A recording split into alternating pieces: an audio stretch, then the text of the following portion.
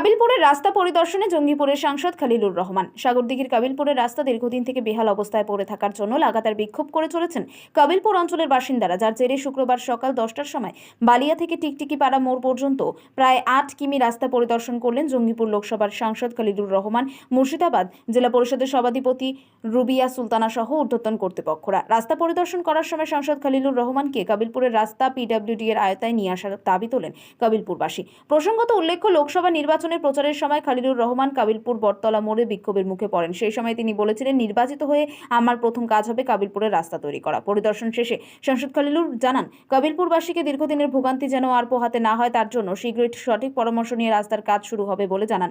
রাস্তাটি পিডব্লিউডি হবে কিনা সে ব্যাপারে জানতে চাওয়া হলে তিনি জানান, এই ব্যাপারে জেলাশাসক সহ বিভিন্ন আধিকারিকদের সাথে বসবেন এবং যথাসাধ্য চেষ্টা করবেন।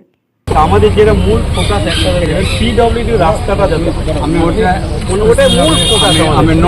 কাবিলপুরবাসী দীর্ঘদিনের দাবি রাস্তাটি যেন পিডব্লিউডি এর অন্তর্ভুক্ত হয়। কি না, বলছেন এই বিষয়ে? আমি প্রথম চাই রাস্তাটা ভালোভাবে রাস্তাটা হোক, সে মাধ্যম যেটাই হোক আর কি, সে পিডব্লিউডি হোক বা আমাদের জেলা পরিষদ থেকে হোক বা আরো অন্য কোনো স্কুল থেকে হোক, কিন্তু রাস্তা হোক। আমরা এমনটা নয় যে কোনো একটা স্পেসিফিক দিকে তাকিয়ে থেকে সেটা আরো দেরি হোক, এটা আমরা চাই না। আমরা চাই আর্লি আজ পসিবল। আমি আমার কাজ শুরু হয়ে গেছে, কাজ প্রসেস চলছে, আমাদের সরকার তাড়াতাড়ি হয়ে যাবে। আজকে জঙ্গিপুরের সাংসদ মাননীয় খলিলুর রহমান সাহেব তিনি এসেছিলেন কাবিলপুরের রাস্তা পরিদর্শনে। এটা কাবিলপুরবাসীর জন্য আমি মনে করি যে আজকে একটা খুব ভালো দিন, যে সাংসদ হওয়ার পর, শপথ গ্রহণের পর প্রথমেই তিনি কাবিলপুরে এসেছেন এবং তিনি শুধু একা আসেননি, সাংসদ তিনি তার সাথে মুর্শিদাবাদ জেলা পরিষদের মাননীয় সভাধিপতি রুবিয়া সুলতানাকে নিয়ে এসেছেন এবং তার সাথে আধিকারিক ইঞ্জিনিয়াররাও এসেছিলেন। তারা প্রত্যেকের রাস্তাটি পরিদর্শন করেছেন। আমি আশাবাদী যে তারা খলিলুর রহমান সাহেবকে বিশেষভাবে কৃতজ্ঞতা এবং ধন্যবাদ জানাচ্ছি যে তিনি এই পুরো আয়োজনটা এবং সাগরদিঘির বিডিও সাহেব এবং পঞ্চায়েত সমিতির সভাপতিকেও একই সঙ্গে তিনি সকাল 10টার মধ্যে সেখানে উপস্থিত করেছেন রাস্তা পরিদর্শনে। তারা দেখেছেন রাস্তা এবং তারাও নিশ্চয়ই ইতিবাচক কিছু একটা গুরুত্বপূর্ণ ভূমিকা নিতে চলেছেন। আমরা সকলেই আশাবাদী যে কাবিলপুরের রাস্তার দীর্ঘদিনের যে দাবি সেটা পুনর্নির্মাণ হবে এবং উপযুক্তভাবে পুনর্নির্মাণ হয়ে এই সমস্যার স্থায়ী একটা সমাধান হবে। আমরা এই ব্যাপারে আশাবাদী। ভোটের আগেই তিনি কিন্তু কথা দিয়েছিলেন যে কাবিলপুরের রাস্তা আমার প্রথম কাজ হবে, সেটা কি বাস্তবায়িত হতে চলেছে? আজকে তিনি লোকসভার প্রাককালে যে বলেছেন, লোকসভা নির্বাচনী প্রচারে এসে যে কাবিলপুরের রাস্তাটা দেখেছি, এই রাস্তার সত্যি বেহাল দশা, এবং তিনি বলেছিলেন যে আমি সাংসদ হওয়ার পর দেখব।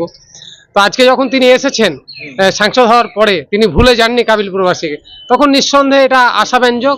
আমরা আশাবাদী এবং সাংসদের উপর আমাদের সে ভরসা বিশ্বাস আছে এবং কৃতজ্ঞতাও জানাচ্ছি, নিশ্চয়ই তিনি সেটা করবেন। দিন ধরেই আমরা রাস্তার যে নাজেহাল পরিস্থিতি তার শিকার।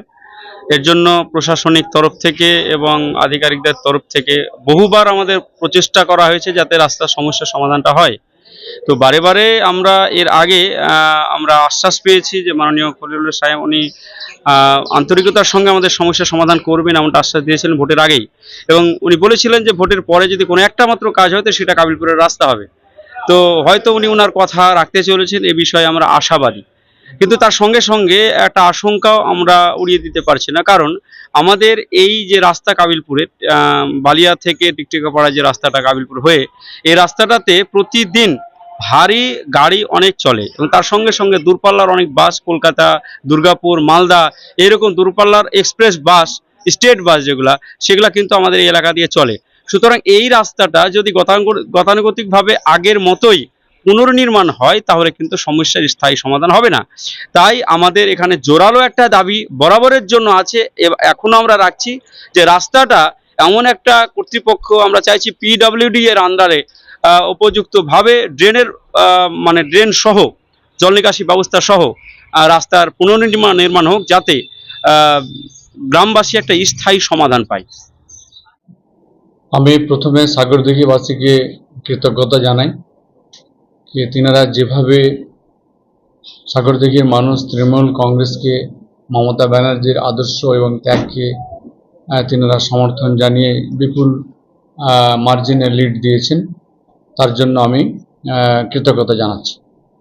পাশাপাশি ভোট প্রচার চলাকালীন আমি প্রার্থী হিসাবে কাবিলপুর এলাকায় গিয়েছিলাম এবং আমাকে কিছু মানুষ কাবিলপুর অঞ্চলের তিনারা দাবি জানিয়েছিলেন যে আমাদের এই রাস্তার বিষয়ে আর কি। আমরা কথা দিয়েছিলাম যে আপনারা ভোটের পরে আমরা এই রাস্তার কাজটা আমরা দেখব, আরম্ভ করব আর কি। সেদিকে লক্ষ্য রেখে আজকে আমরা পুরো টিম আমাদের বলতে পারা যায় খুব পজিটিভ মানসিকতায় কাজ করার লক্ষ্য নিয়ে এই রাস্তাটাকে বানাতে হবে, সেই দিকে মাথায় রেখে মানুষ যেন কষ্ট না পায়। মানুষের যে এই মুহূর্তে অসুবিধা হচ্ছে, আমরাও খুব দুঃখিত যে যে কষ্টটা হচ্ছে সেই কষ্টে এটা হওয়ার কথা নয়।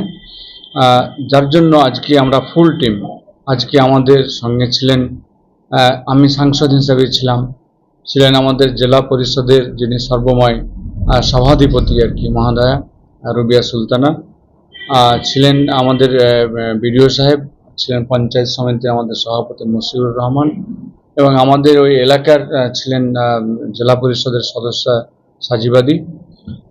পাশাপাশি আমাদের টেকনিক্যাল বিভাগ থেকে ইঞ্জিনিয়ার ছিলেন, আরও আমাদের এলাকার জনপ্রতিনিধি, পঞ্চায়েত সমিতি থেকে, অঞ্চল পঞ্চায়েত থেকে সকলেই ছিলেন, সাধারণ মানুষও ছিলেন। সকলকে নিয়ে আমরা আজকে রাস্তা পরিদর্শন করেছি।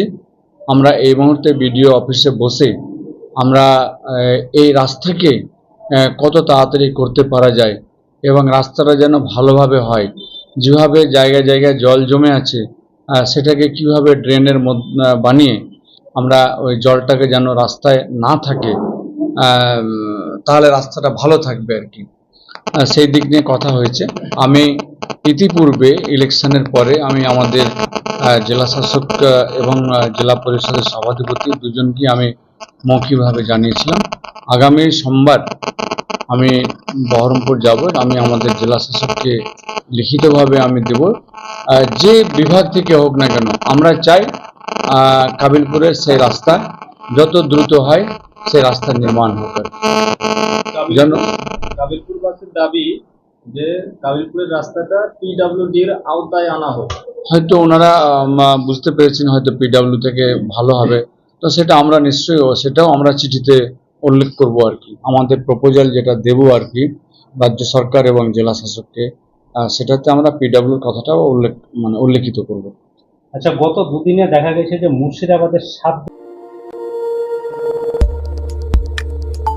আমাদের সাথে থাকুন এবং দেখতে থাকুন নিউজ প্রাইম টাইমস, আপনাদের সাথে আপনাদের পাশে।